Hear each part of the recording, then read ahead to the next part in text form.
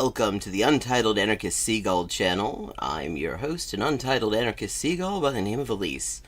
This is something that I'm working on here, some new title animation. I'm messing around with the 3D camera feature on DaVinci Resolve Fusion. I haven't quite got it where I want it to be, but it's getting there. So we're playing some Civilization 6, and later we're going to just go over to the Chud Rotisserie. As per usual. Let's make sure we got I got sound. Good, excellent. I am audible. And we're in the process of gradually invading Germany. Oh shit. And I've already had a city break away. That's not good. Uh-huh. Okay.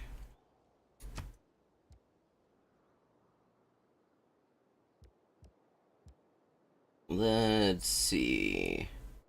Gotta get a governor in there.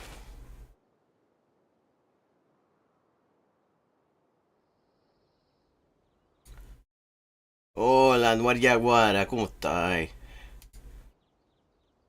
Vamos a hacer facho a lo pobre.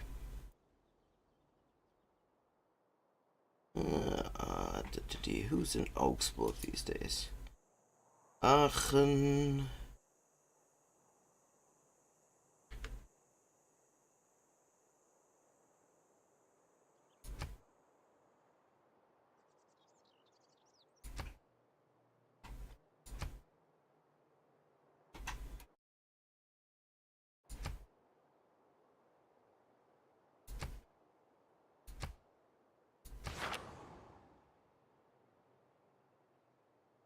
One thing that would be really nice if they could fix on here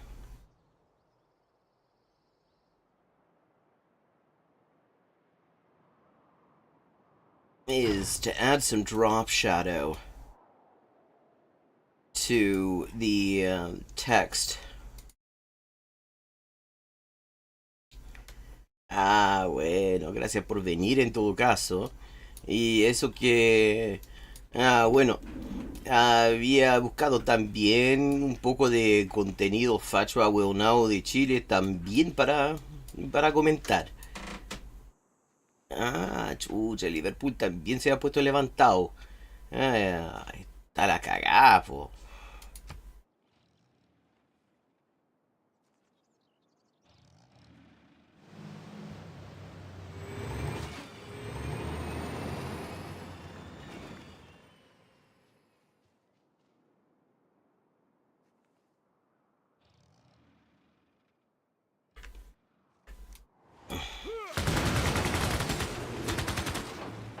Chucha, ¿qué me pasó? Um, well, I had said, like, a couple of weeks ago, Ea Nasir would be a good, character on Civilization 6, and it turns out somebody came up with a mod where Ea Nasir is in there.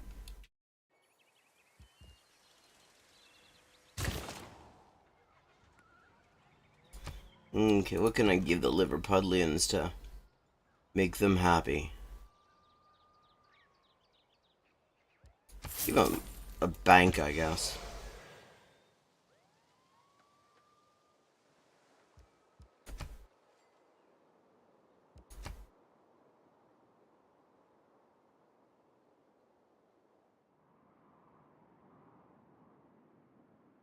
The hell is Poti? No, it's out of reach. Gotta transfer first. Yeah, it seemed like it would be perfect to have him as a representative of Sumer.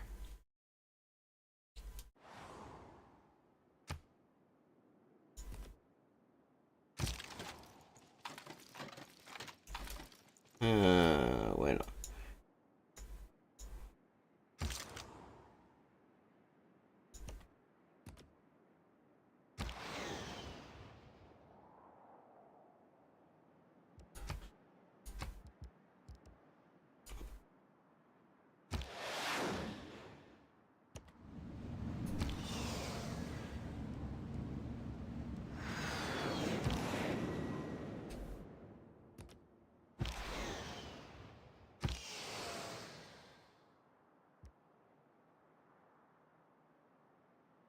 A ver si podemos atacar ya a Dortmund. Sí, perfecto. Vamos a estar conquistando el imperio alemán.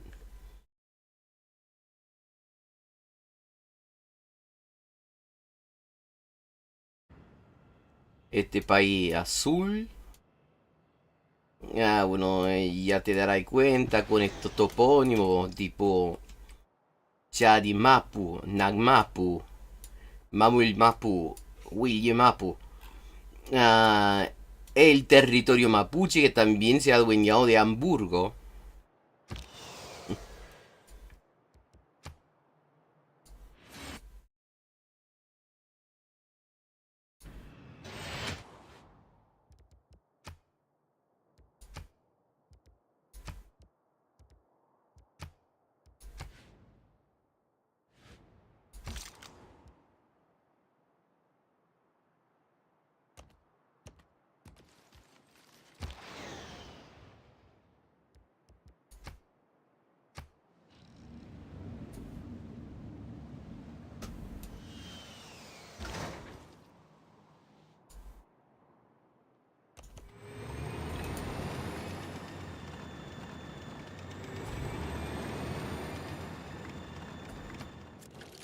Y como verás, ah, estoy incluso en guerra con los mapuches, resulta.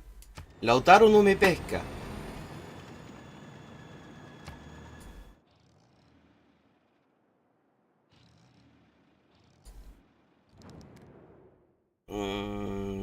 Ya, este weón viene con parlamento de nuevo.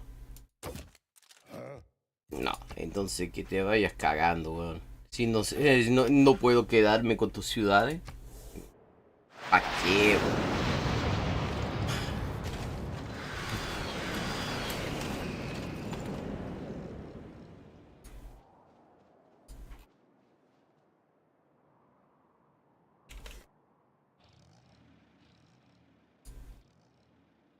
¿Ustedes son huevones o qué?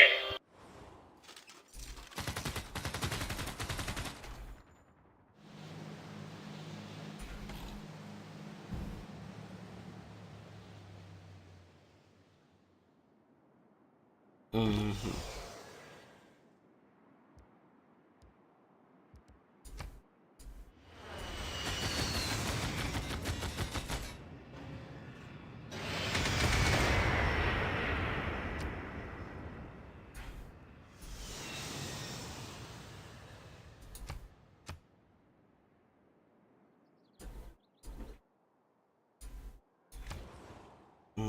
Shizuoka,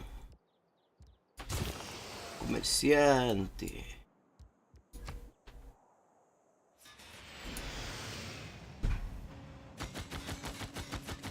Esta semana me la he pasado aprendiendo un poco sobre, bueno, la animación en tres dimensiones, ya que ahora tengo una carta gráfica que, bueno, que es adecuada para hacer cosas de ese tipo.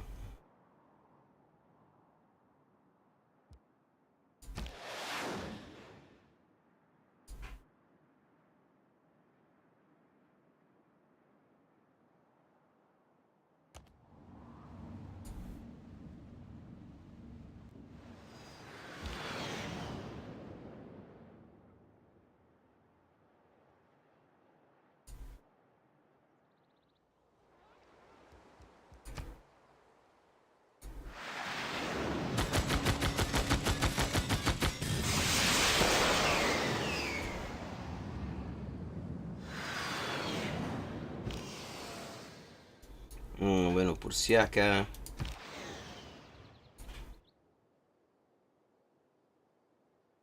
Ah, bueno, estoy usando un programa que se llama DaVinci Resolve. Que, bueno, un programa gratis, aunque hay una versión pagada que vale como 200 dólares y pico. Pero es increíble la cantidad de funciones que tiene el agua. Tiene de todo. La versión gratis, bueno, digamos que no he sentido realmente la falta de las funciones de la versión pagada.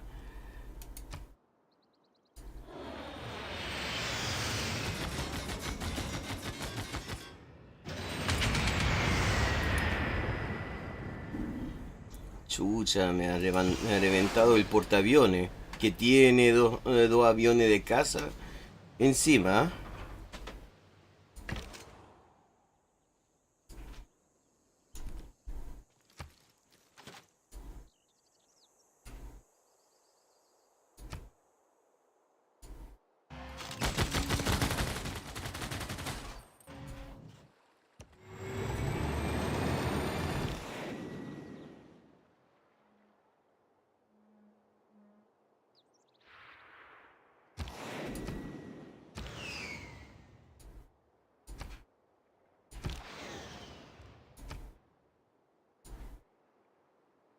Por si acá voy a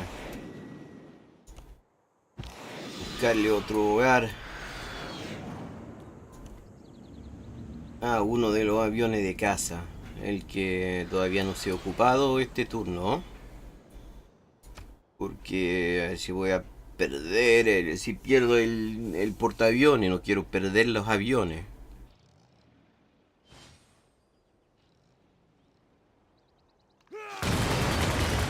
Y bueno,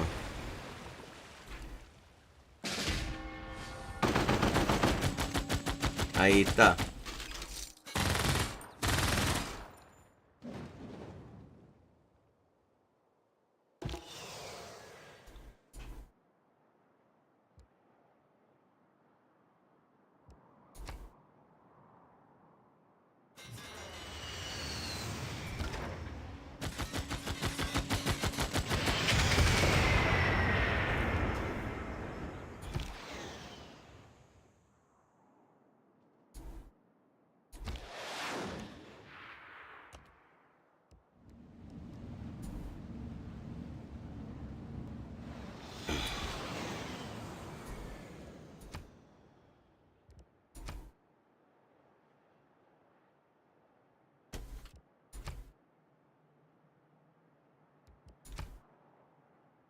Ah, bueno. Y seguir bombardeando Dortmund. Y poco a poco. Ya bueno, ya queda poco del Imperio Alemán. Solo Münster, Regensburg, Dortmund. Falta poco para tenerlo todo. Bueno, menos la parte que tienen los mapuches. Que es una justa convención, ya que hay tantos alemanes que se han adueñado de la tierra suya.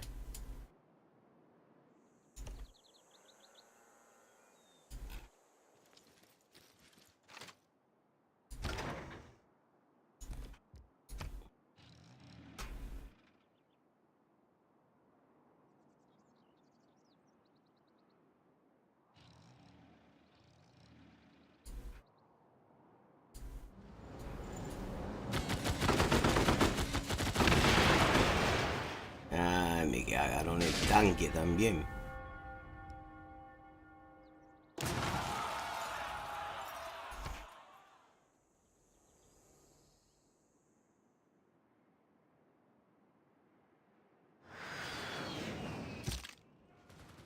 Chucha, perdí Birmingham también.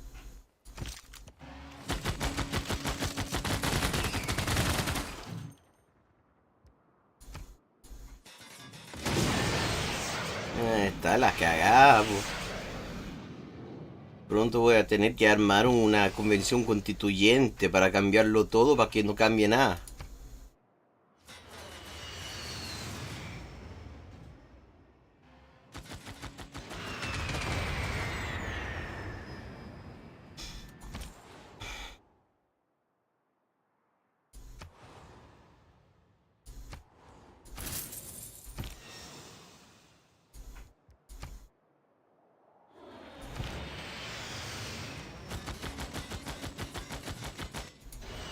Hey Phoenix, how you doing?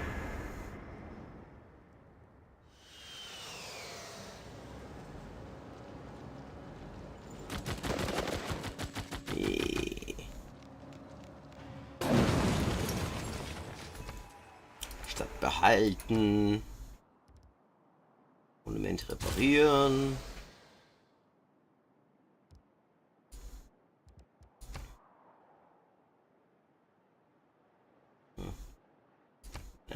Vamos a esperar primero.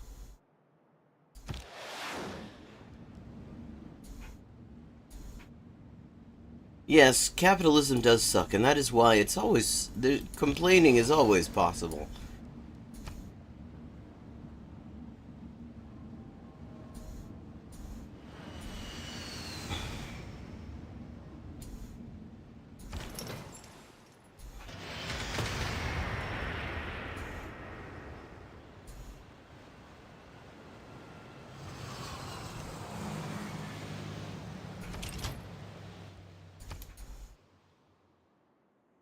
Yeah, it's the reason they call it reproductive labor. It just keeps reproducing itself. No matter how much shit you already did, it's going to be... It's going to need to be done again within 24 hours. And then your fucking camera breaks.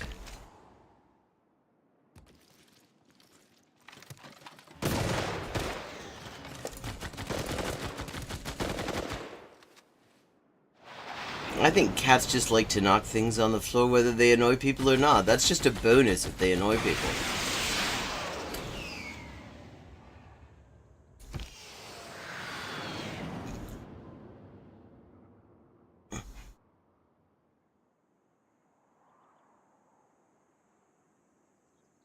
Only 102 turns left.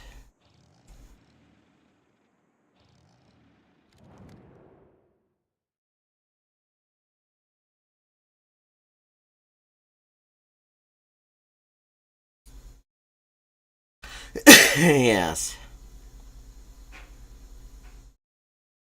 Okay, fuck it. I'll take the extra money now. I can possibly start to get things in order over in, Birmingham. Which is decided...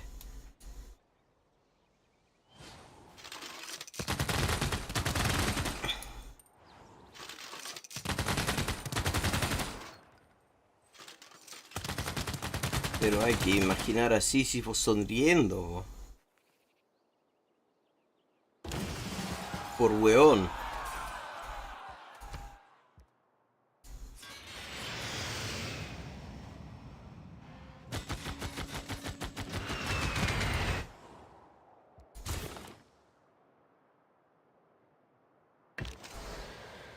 De Alemania ya no le queda más que una ciudad, Regensburg. Ratisbona.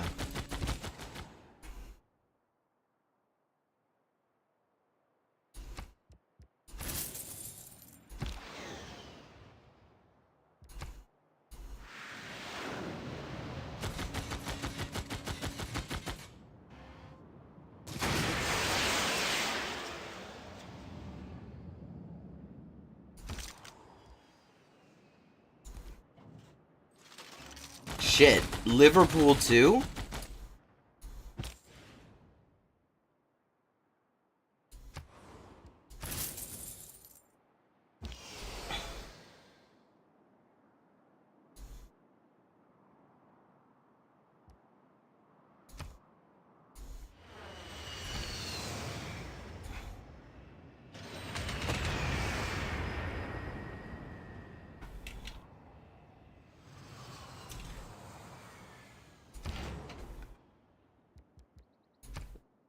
The Rise and Fall edition of Civilization 6 has a game mechanic that would absolutely blow Thomas Friedman's mind, where people who are occupied aren't happy with the people occupying them, and it makes life very difficult sometimes.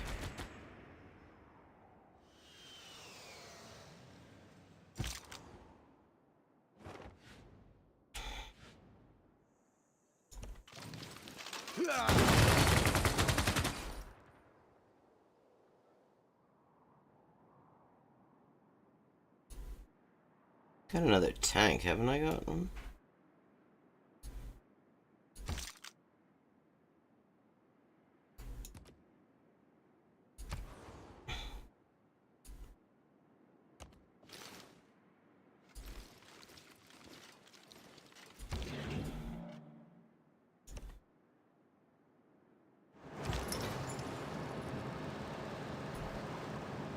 Yes, how old is Archie? Cute name for a cat, by the way.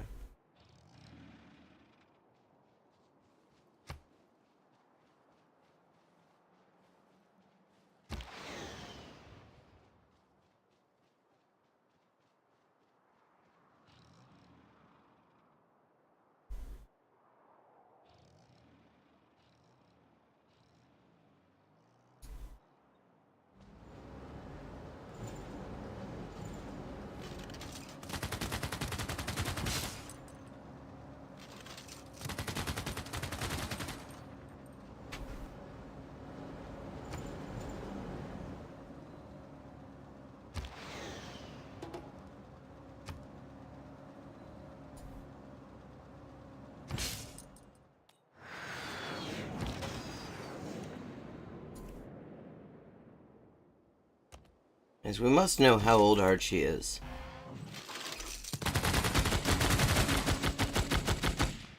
Hmm.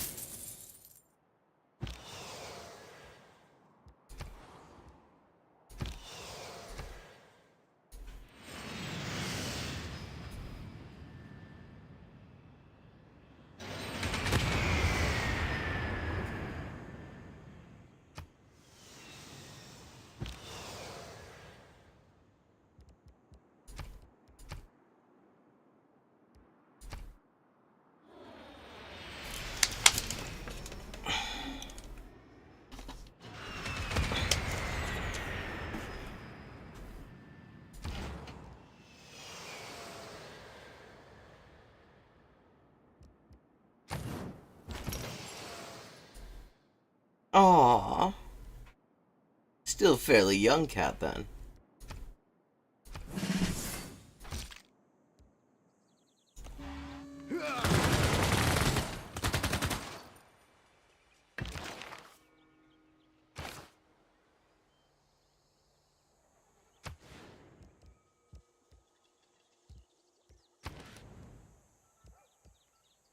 Okay, what's the cheapest thing I can get?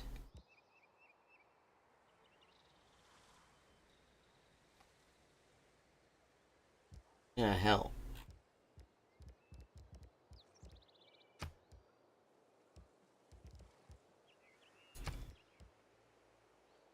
There's nothing cheap. There's nothing particularly cheap. Oh. I love a tuxedo cat. They're very cute.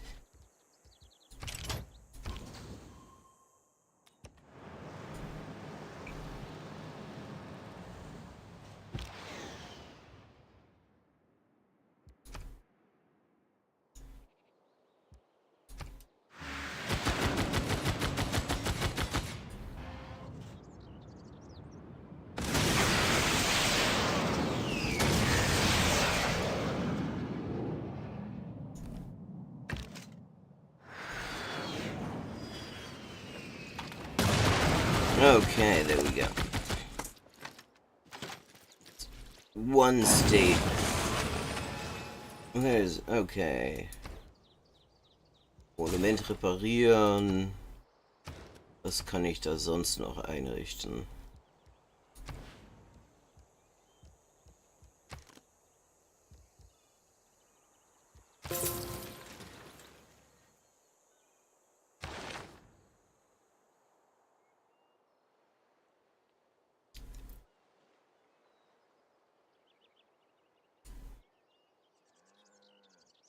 Okay.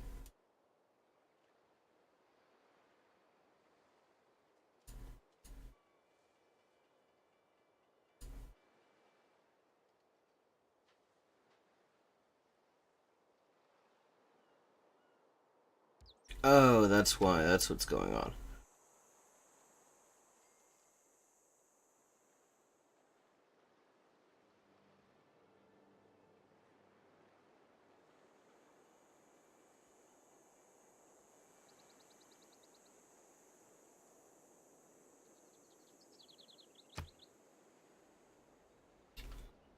Okay, we're sending Magnus to Poti.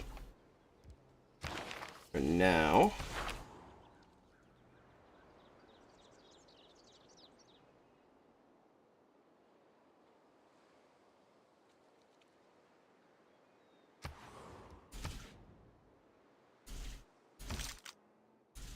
And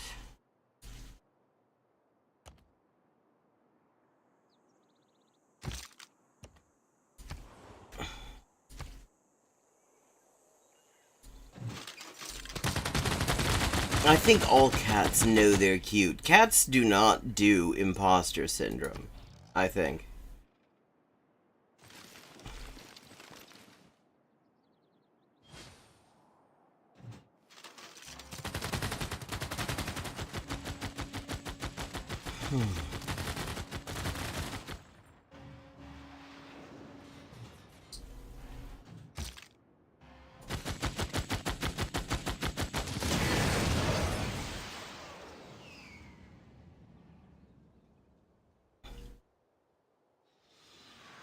Wait, what just happened?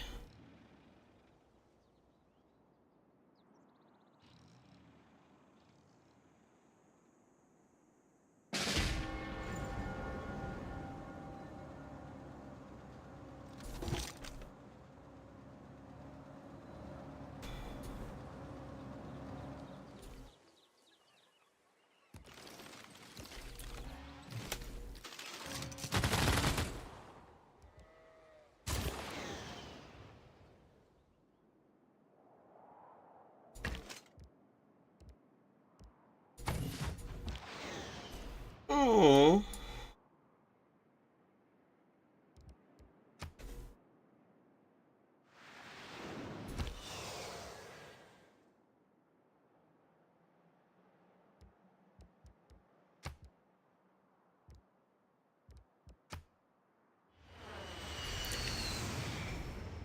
And with that, it is time to switch over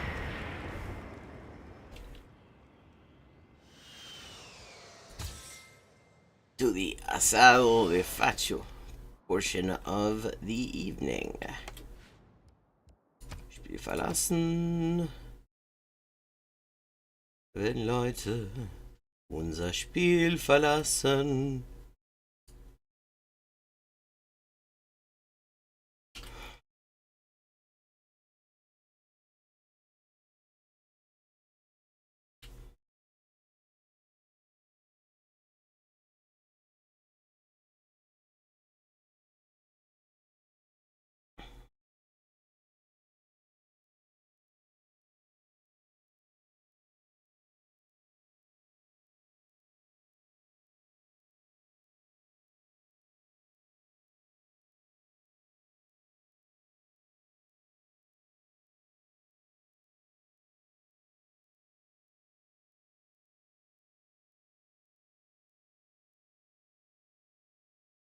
Okay, so we've got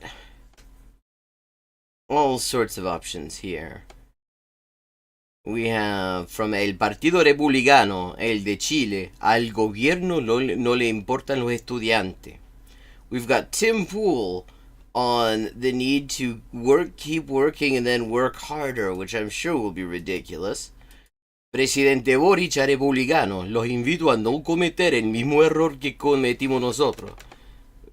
¿Cuál fue, weón? Bueno, me estoy muriendo de ganas de saber cuál fue, según él, el error que ha cometido.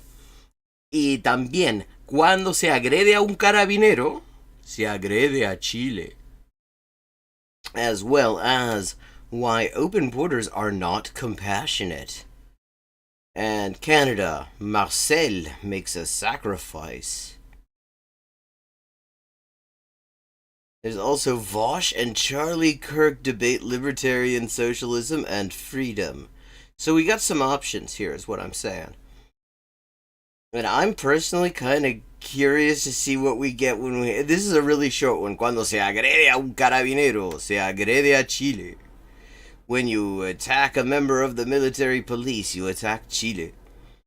You see, because what happened was a member of the military police was involved in providing security for a drug deal between some narcos and gotten caught in some crossfire because one of the groups of narcos decided to rob the other group. And so, of course, the government and the media declared her a national hero. She died in the line of duty, providing fucking off-the-book security services for drug dealers. See, that is considered above and beyond, because normally what the military police, what the carabineros do in Chile is just give them guns. But actually showing up to be their bodyguards, I mean, that's next level. That is fucking next level. Okay. Cuando se agrede a un carabinero, se agrede a Chile. Okay, I have not seen any of this shit, so... Oh, la wea nazi. Mire el saludo que están haciendo, weón. El saludo nazi que están haciendo los weones. Look at this. This is the fucking salute that they do. And then, like, y luego lo milico y lo paco dicen, ¿qué tiene que ver con lo nazi, weón? Bueno, ¿qué tienen que ver ustedes con lo nazi? Si han adoptado el saludo, la banda sonora, la forma de marchar, weón, y en el ejército hasta el uniforme, weón.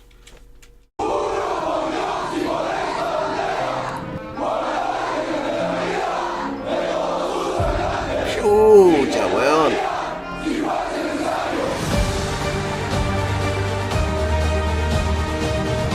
Oh, sí, los pacos son tan buena onda, weón.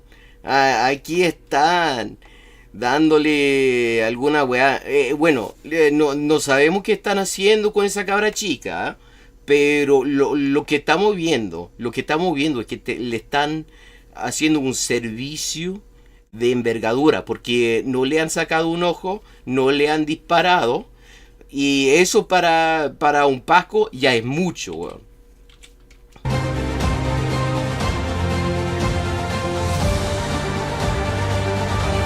Y ahora muestra los, bueno, atacando a las ollas comunes, weón.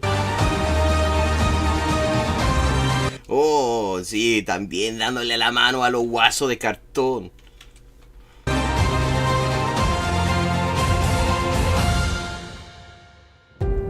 Los chilenos necesitamos a carabineros, como necesitamos a úlceras gástricas y cagadera.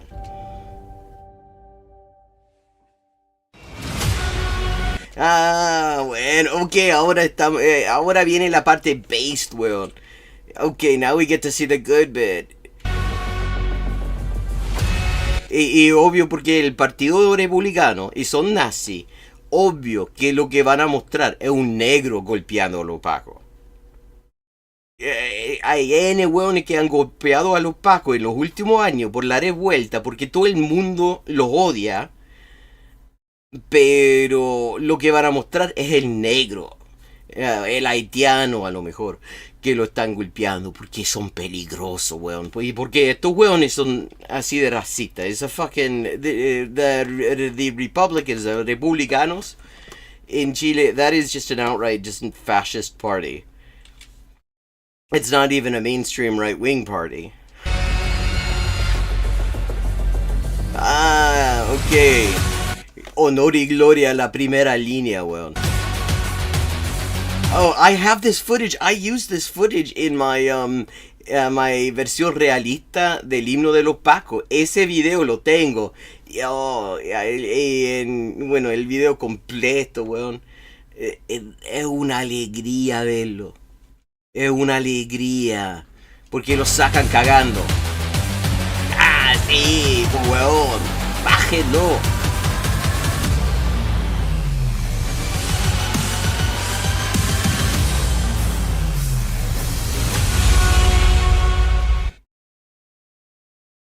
Pero sí, la mayor parte de la gente que se ha mostrado golpeando a los pacos es chilena, weón. O sea, los chilenos están atacando a Chile, weón. ¿Qué? Okay, so I was hoping that this would be there would be a little bit more dialogue in that, but it was a short one. Let me see. Okay, now we're gonna check out Tim Pool. Work, keep working, and then work harder. Because I mean, if there's one thing about Tim Pool, he's not at all a lazy fucker.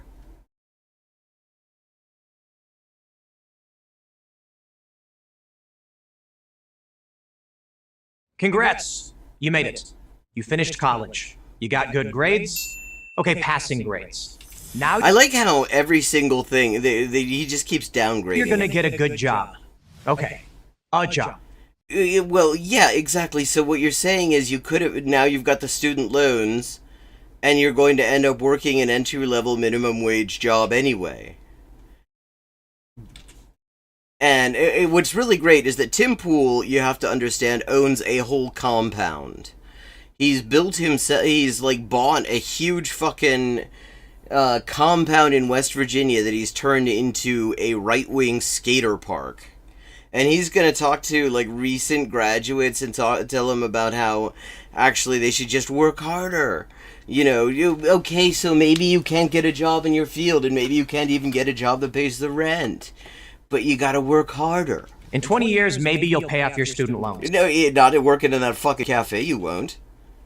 In 20 years, no, in 20 years, your student loan, the amount remaining to be paid, will have doubled. After working for another 30 years, you may finally be able to retire and take that cruise to Yeah, right. Aruba you always talk about. And then, you die. What a joke. Is this really what God or the universe or your mother? Oh, okay. Wait a second. So he's actually saying that sucks. Which is really surprising because he's on the network that tells people that's the best they should expect. Had in mind for you? Who decided this is the path to success? Well, capitalists decided. The people who pay you your fucking salary decided that this was the way that most people should live. That's who decided it. Fucking beanie wearing doomer meme asshole. The woke colleges that teach you almost nothing of real value? The corporations that need well-behaved worker bees to reach their quarterly targets? You mean the corporations who are paying you? Like the Koch brothers? Those motherfuckers?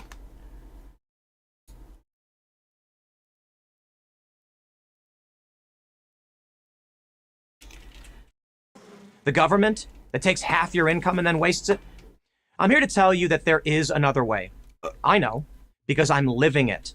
I dropped... Well, okay. Well, what he's living is he worked out that if he pestered Joe Rogan enough, he might get a spot on the show. He might get to do a guest thing on the show, and it would fucking make his career.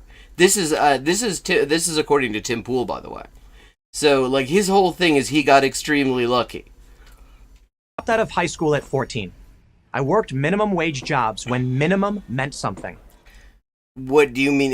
You think it doesn't mean something now? Also, how old is Tim Pool? He does not look that old. Tim Pool, let me find it. He must have born in 1986. So he's talking about 14, and he was working minimum wage jobs. And when he's saying back when minimum meant something, whatever the hell that means, he's talking about the year 2000. He's talking about the fucking year 2000. Yeah, minimum wage was no good then either. It's worse now, though. It is actually worse now. It will. As in, next to nothing. That's what it means now, you dickhead. The minimum wage hasn't gone up since then. In fact, it's been going down. Because the minimum wage has not actually had an increase to even take inflation into account. Since well before 2000. So actually, when you say the minimum wage meant something, the minimum wage you were making in 2000, considerably more than the minimum wage that people are making now. I mean, just do a fucking inflation calculator. Let me see. Let me get one of these inflation calculators up. Find out what $7.25 an hour in 2000 looks like.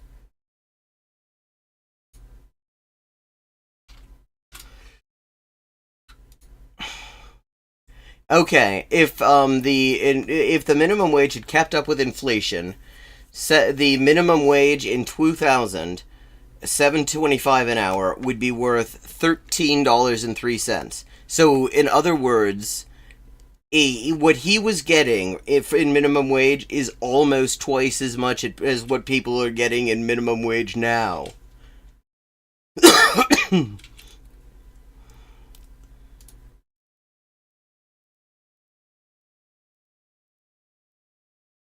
Almost twice as much. I lived out of my car and camped in parks. And yet here I am, one of the most watched personalities on the internet. That is just absolutely an indictment of the society. I don't need to say anything more about capitalist society than the fact that this guy is so fucking boosted by the algorithm that he's one of the most watched personalities on the internet. I employ a bunch of people, and I make more than the minimum wage. How did I get here without a In 2000, you made more than what the minimum wage is right now. college degree? As someone once said, I never let my schooling interfere with my education. As someone, that's Mark Twain, motherfucker. We know who said it. Why don't you just quote him?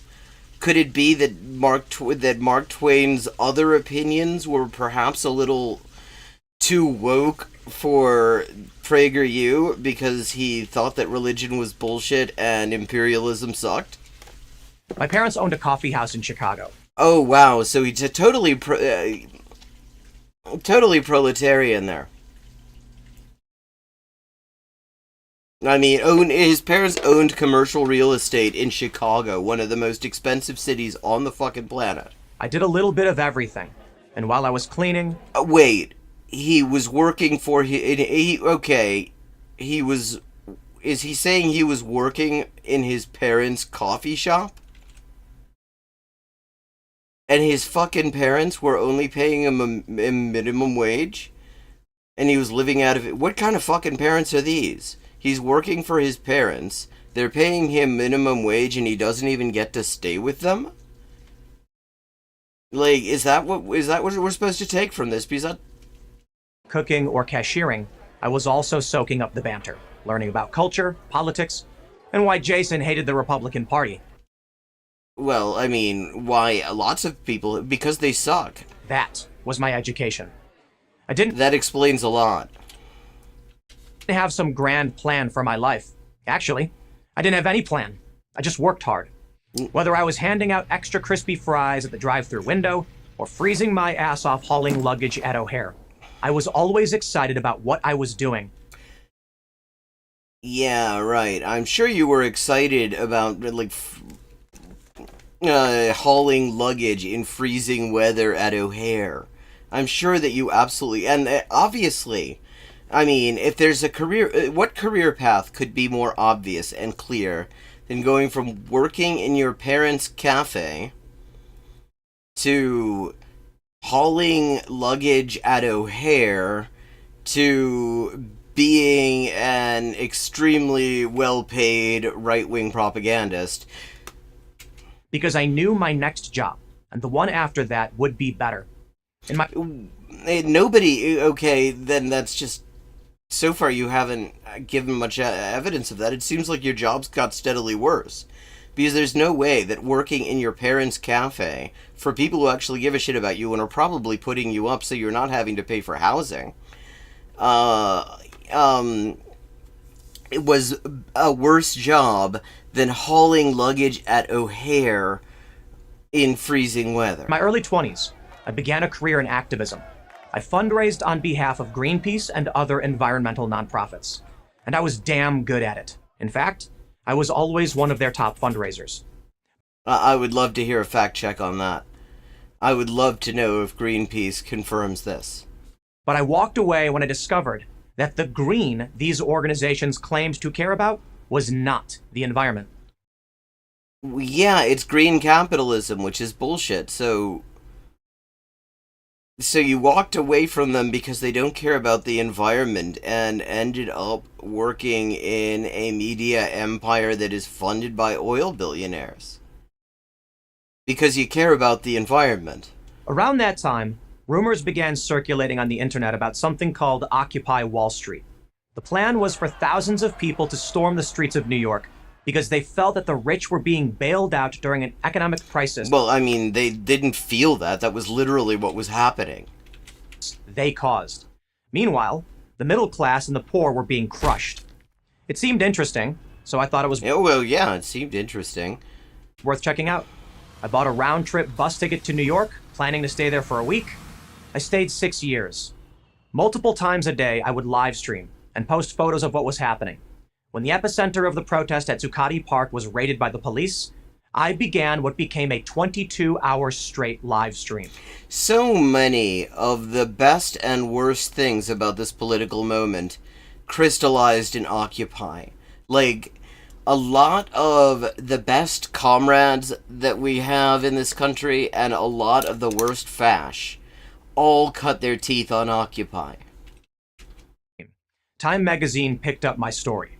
My career in media had officially begun. Wait, so basically what happened was you got incredibly lucky and managed to game your way into a fucking into a media career that you had done absolutely nothing that could be considered preparation for.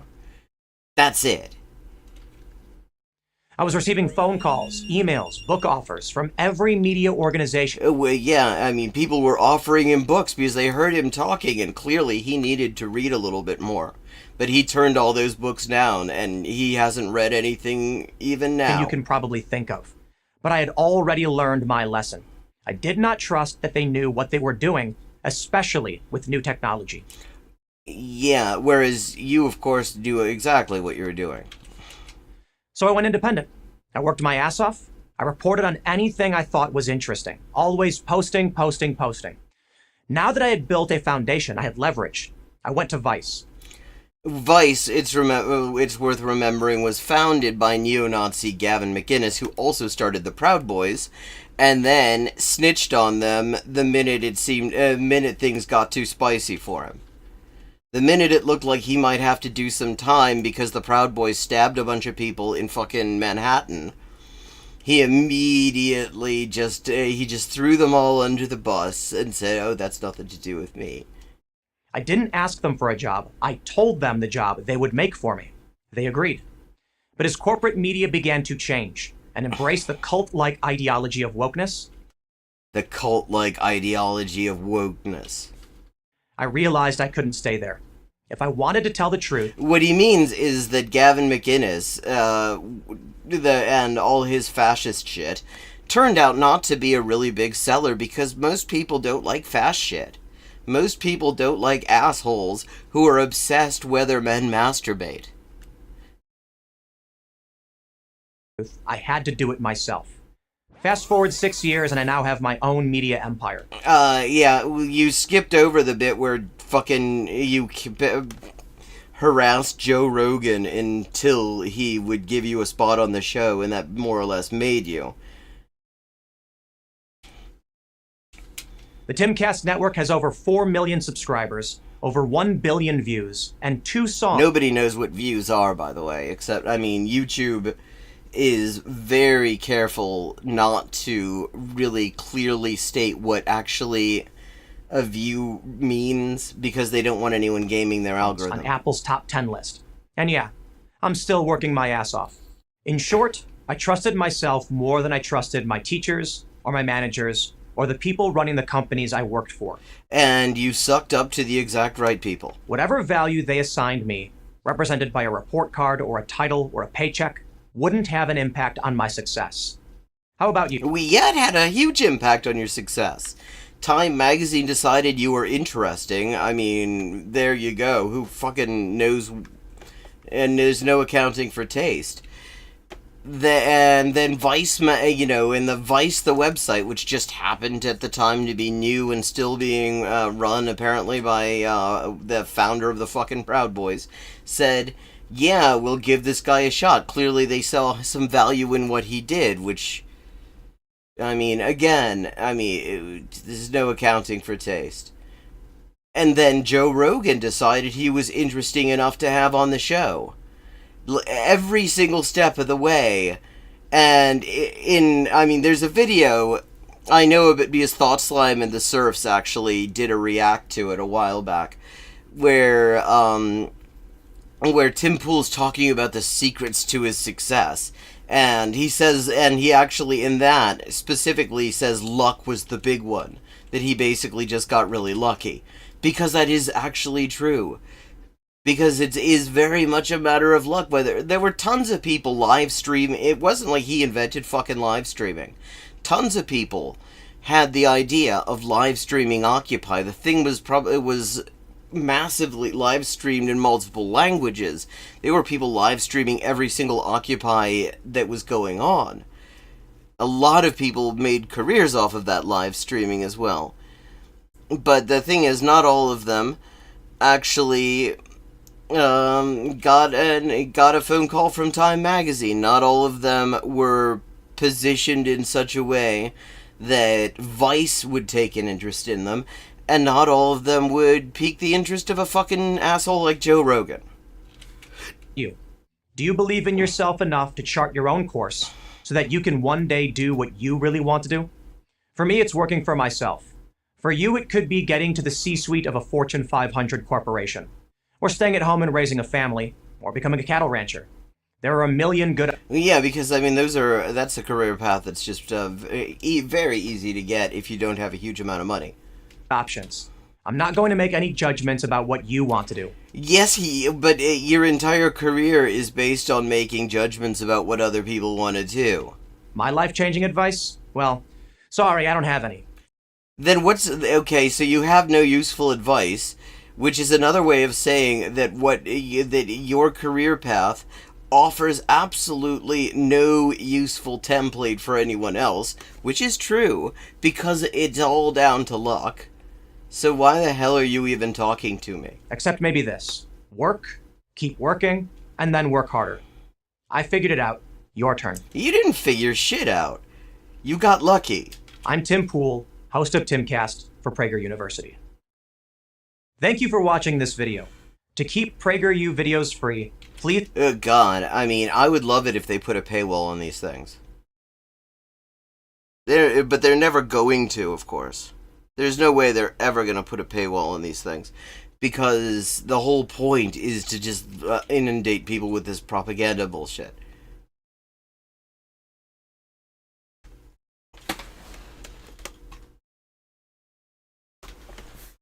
Okay. And now, al gobierno no le importan los estudiantes. I'm trying something new here where I'm just doing all shorts. Get a whole bunch of them going. Bueno, Como lo hemos visto. Estamos de vuelta con los republicanos. ¿Y quién es? ¿Quién es esta weona? Tras el anuncio del ministro Ávila de querer eliminar gradualmente los liceos más exitosos del país.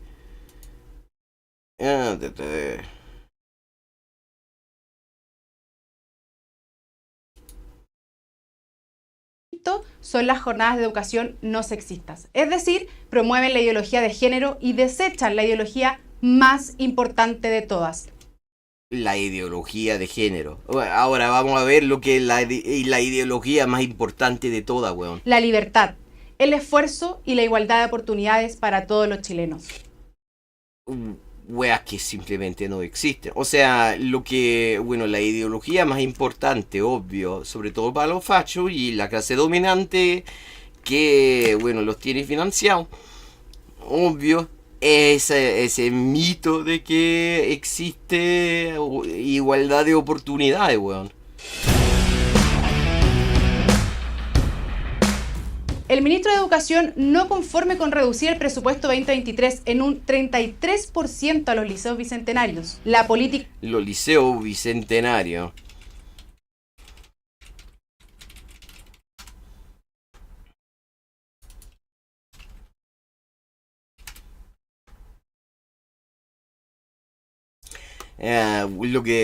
Sí, una wea de Piñera.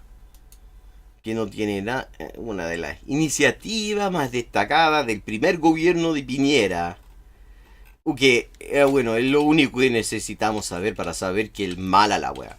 política pública más exitosa de la última década en la educación pública, anunció que va a eliminarlos gradualmente. De esta manera, Sí, porque una wea, porque es completamente inútil. Si lo hizo Sebastián Piñera, sobre todo en el tema de educación, es inútil. Porque el weón es inútil. Lo único que quiere es buscar la manera de lucrar. Y bueno, sí, bueno, la métrica de éxito que ocupan estos colegios, bueno, si les gusta tanto a los republicanos, bueno, sabemos que la métrica de verdad es el lucro escondido y a lo mejor, bueno, la posición de clase de los alumnos.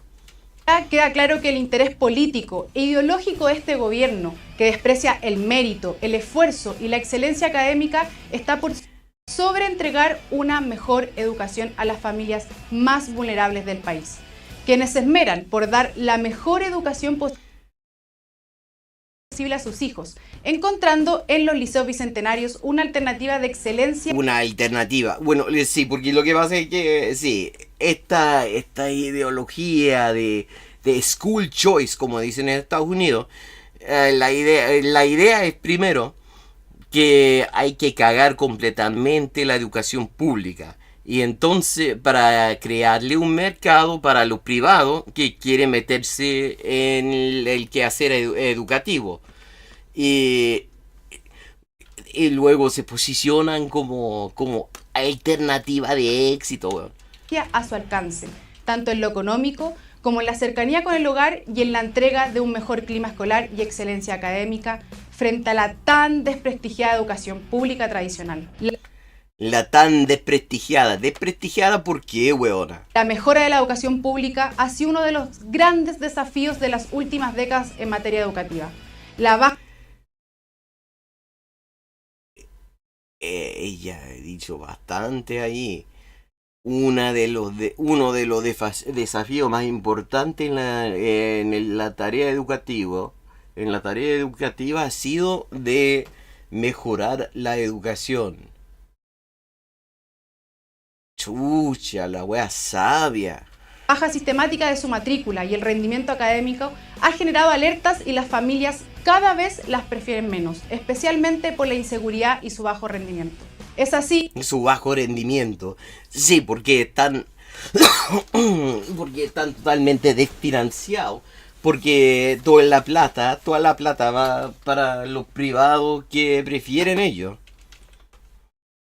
como la política pública de los liceos bicentenarios ha llegado a contribuir de manera exitosa a la educación estatal, siendo un modelo para imitar y que ha permitido Y si es tan bueno el modelo, entonces ¿por qué no dais detalle, weón? ¿Por qué no dais detalle, estadística, cifra, algo para confirmar la veracidad de lo que estáis diciendo? que los establecimientos se desafíen a querer ser mejores y postular para ser liceo bicentenario? ¿Qué prueba que estos liceos son exitosos? A ver. Primero, el alto interés de postulación de los colegios. No, eso no significa nada, weón. Ok, ¿qué? A ver.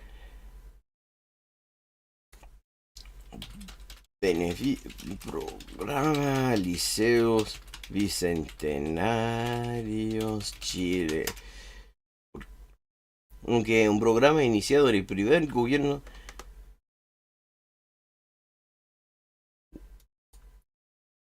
O sea, busca apoyar. Pero ¿apoyar en qué sentido? Apoyo pedagógico, áreas de trabajo, proyecto. A ver. Página 30.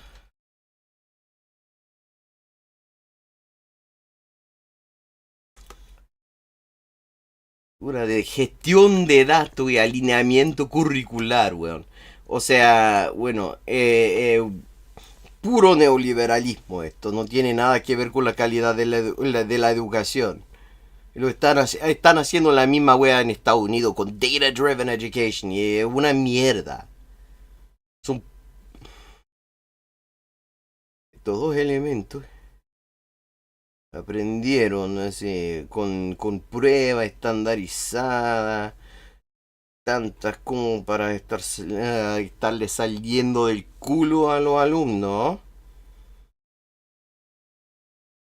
¿Cómo podemos medir? Pero el apoyo, sí. En el sentido, pero obvio que postulan, porque si reciben apoyo de un gobierno que no es muy generoso a la hora de apoyar la educación pública generalmente, obvio que van a postular. No significa que es bueno el programa, solo que es mejor de lo que hay, y lo que hay es una mierda.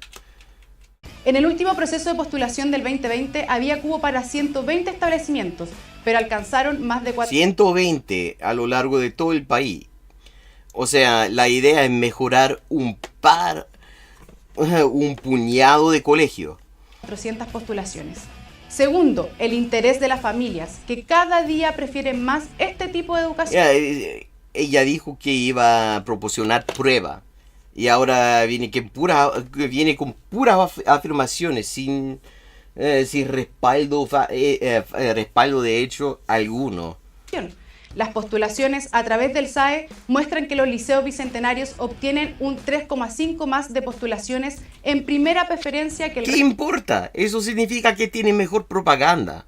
La mayor parte de la gente no va a saber, porque lo que publican en cuanto al rendimiento educativo y toda esa weá, bueno, en los medios dicen que es muy importante todos estos datos, todas estas cifras de rendimiento, los resultados que obtienen en unas pruebas que son totalmente inútiles. Y dicho sea de paso, lo único que miden es la procedencia socioeconómica de los alumnos que los toman. No miden otra cosa. Si un liceo que tiene puros buenos puntajes en una de estas pruebas es un liceo de cuico. Resto de la oferta educativa. Tercero, la excelencia académica. Los resultados del 2018 de las pruebas estandarizadas son completamente irrelevantes. Analizados por Acción Educar, muestran que los liceos bicentenarios presentan resultados que se encuentran 26 puntos por sobre el rendimiento de los liceos emblemáticos y 25 puntos por sobre el resto de los establecimientos. O sea que, bueno, son liceos de cuico. En la prueba de lenguaje y también los superan en matemáticas. Cuarto, la descentralización. Previo a su existencia, el modelo de excelencia de la educación pública eran los liceos emblemáticos, ubicados en la región. Que también son liceos sobre todo de cuico. Metropolitana, los cuales hoy están capturados por grupos anarquistas y abandonados por las... Capturados por grupos anarquistas. Bueno, con la métrica que ocupan ellos de excelencia educativa, lo que pasa es que resulta que con esa excelencia educativa, bueno, se cultivan puros contenciosos.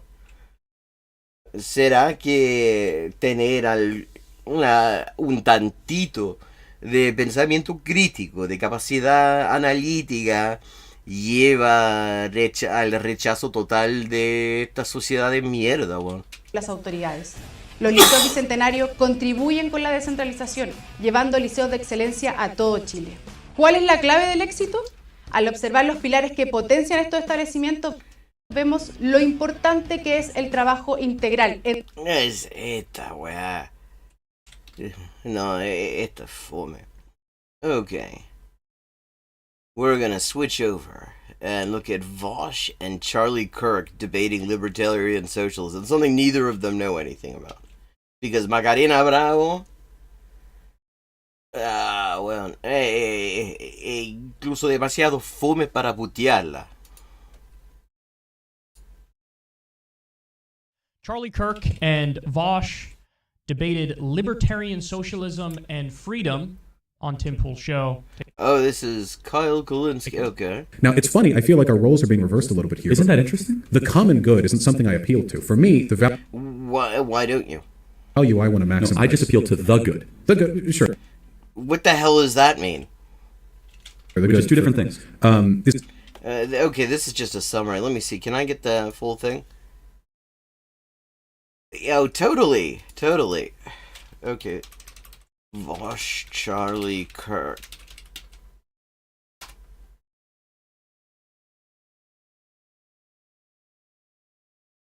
Oh, here we go.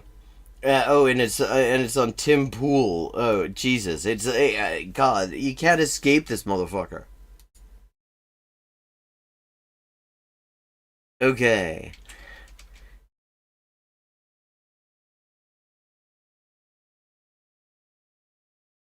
I'm going to be switching like a crazy person, and hopefully tonight goes really well and we all learn something new. And before we jump in, head over to timcast.com, become a member to get an ad-free experience. And the ads are the only thing that is possibly Who redeeming. wants to jump in with your thoughts on mandates? What would happen if they came here? If you're for or against them?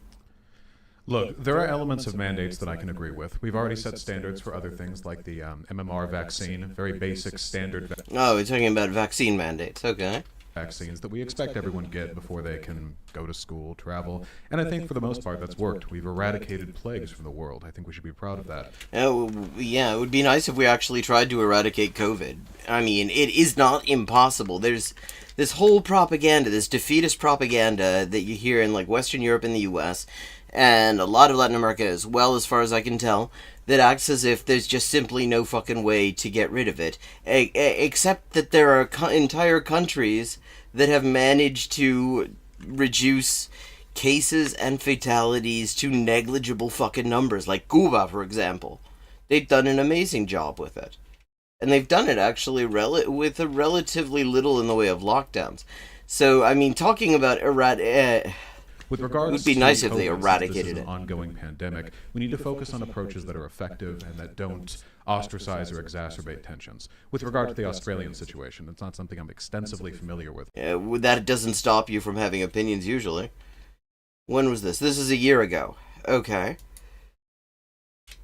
Nice to hear. I mean, a year ago you were already hearing people claim that we were in the post-pandemic. So I will say that it's actually rather nice to hear somebody referring quite correctly to the ongoing pandemic. But generally speaking, I don't think that cracking down on protests is going to be an effective way to incentivize people to get vaccinated. In fact, outdoor protests do not, on the whole, seem to be the major driver. I mean, at least, well, except when it's fash. When it's these specifically anti-maskers, which is who are at these like fucking anti-mask protests. It's actually, they're largely called by literal fascists. Those tend to be not very good because it is possible to spread the new variants outdoors. In fact, there have been cases where, as far as anyone can tell, when they've traced it, people have spread it outdoors over a distance of like 10 meters. What's happening in New York might be, but my main issue with it is that I'm not entirely sure how they expect people to still have their vaccination card. I know that there's been some confusion from... And the trouble with what they were doing in New York is that it was based on this bullshit vaccine-only strategy. And the thing is, the British Medical Journal published an article before the current vaccines were even released. The ones currently available in the US, which is Pfizer and, Pfizer, Novavax, and Moderna, pointing out that there was an editorial in the British Medical Journal in late 2020 saying, if you look at just the study design of these vaccines alone, it's very clear that there simply cannot be a vaccine-only strategy because there's no evidence, nobody's even assuming in these study design that these vaccines could effectively stop the spread. From the beginning as to whether or not you should keep that. I know people have thrown theirs away. They made it too big for wallets. It just felt a little bit haphazardly planned from the forego, so that's unfortunate. Maybe they can find other ways to incentivize it, like, for example, in schools, where they have a direct access to government records, where they wouldn't have to use those little cards, you know? That might be a little bit better. I guess we'll have to see. Well, I'm not saying you believe this, but some people on the left, I never want to hear about the discussion of voter ID ever again. Because now you can... Oh, yeah, because those are totally the same thing. Because there's no... The fact that there's literally no evidence of any kind of significant amount of voter fraud in the US is totally comparable to the issue of people spreading COVID. Force people to identify their medical history to try to get into a restaurant in New York City. Yeah, look, I'm not getting the vaccine, so I'm part of the 100 million people that are unvaccinated.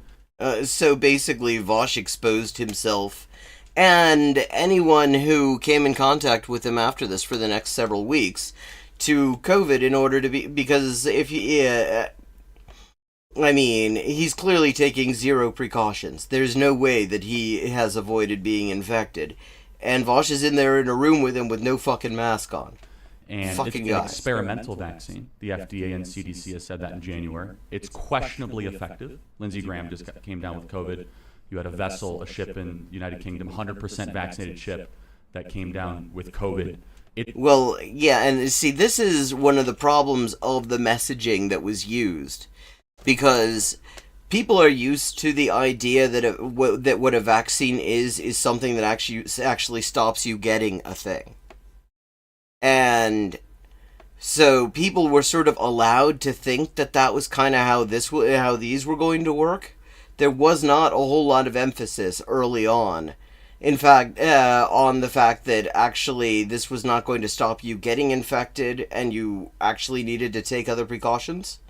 It was just going to reduce the severity of the infection and the likelihood of you giving it to other people. But you could still very much get infected, and you could very much experience serious sequelae from it and die from it. And, I mean, instead, what we had for, like, several months after they came out was you had liberals. The Death Panel podcast did a great thing on this in their episode on how liberals killed masking. Liberals were treating anyone who pointed out the limitations of the existing vaccines and urged people to take precautions in addition to getting vaccinated as anti-vaxxers. Even though all they were doing was pointing out what literally the scientific research, the just totally mainstream respected peer-reviewed publications were saying on the subject. It's more like a treatment than a vaccine. I'll leave that conversation to Dr. Brett Weinstein and the people that really understand. Well, yeah, because what you just said makes absolutely no sense. How that works. But yeah, this is medical apartheid. This is... No, it fucking isn't, and why? And if it were, then why would you be against it? Because you're kind of cool with the normal sort of apartheid. This is trying to create a two-tiered system where if you don't make the proper medical decisions, you're not able to go to Broadway shows or go into... Yeah, see, because that was how apartheid works. Apartheid is where people choose to be racialized in a particular way. And, of course, is the idea that apparently, like, being racialized a certain way is, like, contagious or something like that? What the fuck do these things have to do with each other? To restaurants, even when the efficacy of this vaccine is questionable at best. We see that. I mean, yeah, the restaurants should not have been open to dine in. That should never have happened. And the idea, I mean, there are a few decisions more ridiculous than to have this idea where you reopen restaurants to dine in with the rule that people need to wear masks except when they're eating. What exactly do people go to restaurants to do again? Like, there isn't some sort of treaty with the virus that says that it's not going to fuck with people while they're eating. I mean, and that's the thing. So many of these decisions about these half-assed measures and the half-assed rationales for them just gave gifts to dickheads like this, like Charlie Jerk. That in Israel, an 85% vaccinated country, that's about to lock down again. And most of the new cases are from vaccinated patients, not unvaccinated patients in Israel. So, sorry, you want to interject, Tim? But yeah, obviously against mandates, and I think people should be able to make their own medical decisions. I think it's pretty obvious. Well, I disagree. I think... Well, wait a second, but I mean, what's also ridiculous about this is when it comes to an airborne aerosol pandemic, like fucking SARS-CoV-2, you're not just making your own medical decision, dude. You're making the medical decision of every single person you come in contact with. We actually have a story we wrote on timcast.com that our view of the lockdowns is that it's alarmism because a new study from the Public Health of England found the Pfizer vaccine is 96% effective after 2 doses. Yeah, again, this is you have to actually look at the definition of efficacy. Then this is what the British Medical Journal editorial that I'm referring to was taking issue with. Because people hear effective, and they hear what Tim Pool is saying here, that it means it stops you getting it. But that is not actually the metric that it was being used for the most part. It was reducing severe cases and hospitalizations and fatalities. Not the same thing. Because, of course, the thing about this is, just because you didn't have a severe case, that you never actually had any serious symptoms at all, doesn't mean the person you cough on is going to be as lucky as you. Staving off the Delta variant, and AstraZeneca was 92%. I could probably agree it's alarmism, but it's enough of an alarm for the public health leaders to undermine the argument that the vaccine is a solution to what would possibly satisfy the public. Well, yeah, and they just, every single bit of public health messaging in the US and Western Europe on this subject has just been a huge gift to these grifters. And it is a big part of why people these days around here, los hueones no tienen ningún cuidado. No se ve casi ningún cubreboca por acá. It's just, I despair to actually being able to resume any kind of normal existence. Because everybody's just, been convinced that it's cool to just go around infecting people. So, I was against the lockdowns in the first place. Let me be very clear when there was 1,000 deaths a day, not 334. But sorry, go ahead. Well, a couple. It's worth remembering the U.S. has never actually made a serious attempt to quantify, to actually detect the full number of cases or the full number of fatalities. And at the beginning of 2022, after the first 2 months of 2022, each had 60,000 plus COVID fatalities. The U.S. government's response was to announce that they were narrowing the definition of a COVID fatality, totally arbitrarily, based on absolutely nothing. So also, because it was all based on, they moved it was like previously if you'd been diagnosed, which is the problem because people largely aren't getting diagnosed in any way that's recorded or reported. Within 90 days of being diagnosed, that counted as a COVID fatality if it was a contributing cause, and they moved it to 30 days, when in reality what we know from quite a few studies now is that the risk of sudden cardiac death is elevated in people with a history of COVID infection for something like 6 months to a year. So it's absolutely arbitrary, and the only purpose of it, the only point was just to arbitrarily cut down on detected fatalities in order to sort of wind down people's awareness, people's sense of threat. Couple of points on this. First of all, it's experimental in the sense that there was an expedited process for its release, but there have been full and extensive studies taken on the safety and effectiveness of these vaccines. The reason why the FDA study hasn't been finished, the reason why it hasn't been fully vetted, isn't because they're looking for long-term health effects, it's because they're determining the extent to which it protects you over a long period of time. And, of course, it turns out it doesn't protect you for a very long period of time. Ergo, the fact of the matter is, by all available data, this is undeniably much safer to get the vaccine. I mean, by orders of magnitude. Let me ask you a question. Well, wait, a couple things, because you said a few things there. There are some instances where areas have more people being infected if they're already vaccinated. But if you take a look at, this is like data mining. If you take a look at the broader statistics, especially here in America, the number of people who have gotten breakthrough cases is something like 0.003% of people who have been vaccinated. You can. This was a year ago. These days, actually... Take a look at the numbers. Where is this new wave exploding? It's in the unvaccinated. That was the official line of the U.S. government at the time. It was this whole bullshit of the pandemic of the unvaccinated. And that lasted until the actual figures started coming out, and it turned out... Yeah, it turns out when you tell people that all they need to do is get a vaccine that doesn't prevent infections, and that's the only precaution they need to take, and then they go around in a highly infectious environment, they're going to get infected. I mean, it was. I really can't recommend enough the not citations needed, death panel podcast that really broke down like the entire range of propaganda that was used in order to undermine any kind of non-pharmaceutical intervention that could have actually put us in a better situation, public health wise, than we actually are at the moment, which is a disaster. In spite of the fact that fewer and fewer people are remaining unvaccinated, the vaccinated stay relatively healthy. And not only do they get infected way less often, and actually, at this point, it's also very clear that the new variants in particular have the efficacy of the vaccinations wane over a relatively short period of time, which is why it turns out all these boosters are needed, and with the new variants, they're seeing even more of that problem, and long COVID actually is a substantial risk whether you are vaccinated or not. they also suffer far fewer severe symptoms. Their hospitalization rates have plummeted, and their deaths are incredibly low. That did not stay that way. Compared to people who are unvaccinated. This is by all means an effective vaccine. What's your opinion of Johnson & Johnson, the FDA saying that it might cause a rare nerve disease? That's something that, first of all, when you take...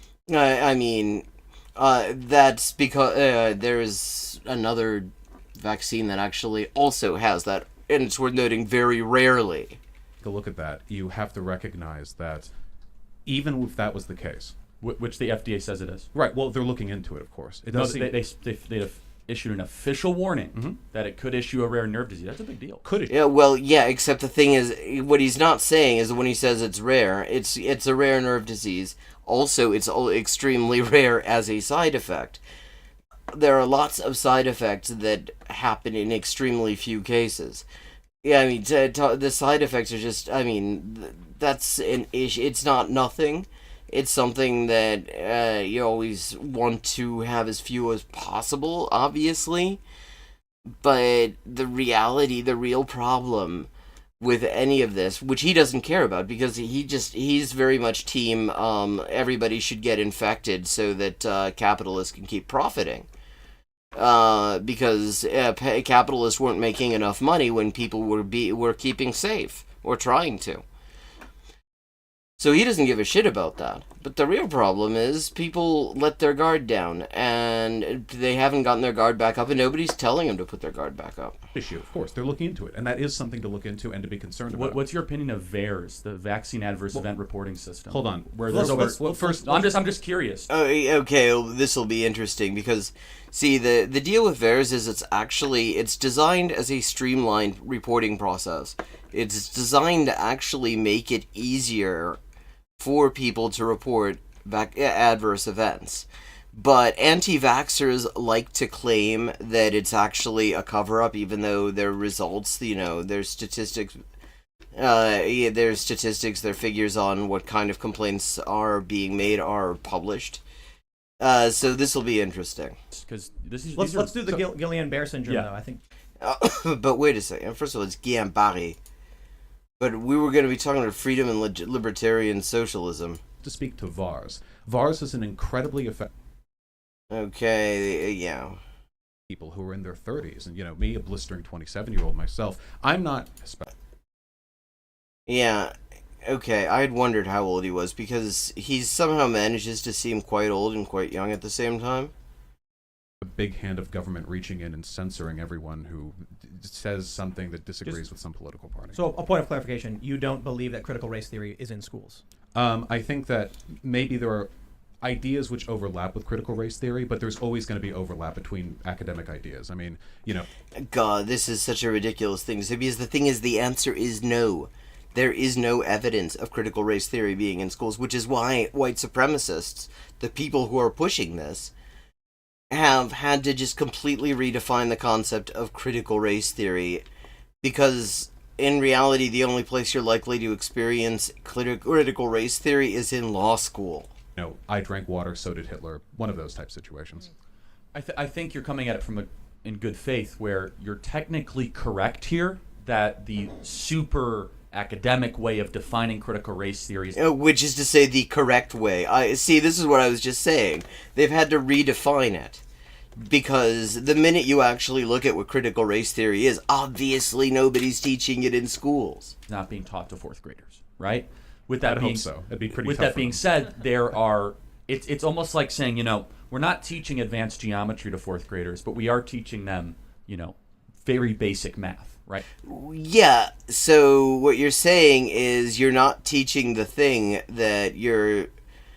And if, white supremacists were to start to panic over the idea that fourth graders were being taught advanced geometry, they'd be lying, because they're not being taught advanced geometry. Right. We'll get them the Euclidean geometry. So the very basics of this are definitely in schools. And there's many What are the very basics of this? I'd love to hear him try to explain examples of this, right? The National Education Association literally came out in their press release and said that they are going to push for, and their word was critical race theory, just so we're clear. They use that term, right? That's not Christopher Rufo, that's not James Lindsay, who are good friends of mine. That's the National Education Association. Yeah, I mean, God, it's so fucking incestuous in right-wing media world. Everybody's in bed with everybody. Right? And I think they might even be talking about something different than the Delgado theory of critical race theory, right? And so what I want to try to do here, Tim, is we can talk about critical race theory as an academic theory, or we could use a filler term like wokeism, which is... Why don't we just call it not being fucking white supremacist? But I see that it's almost 1 o'clock. It is time to call it a night. Thank you to everyone who has joined us in chat. It's always good to see you. I hope you enjoyed the evening. And I will see you again this coming Friday at 11:30 p.m. U.S. Eastern Time. Hopefully with a functioning camera. I would very much like it there to be a functioning camera with me at the time. Have a good night, have a good week, and que lo pasen bien, bo.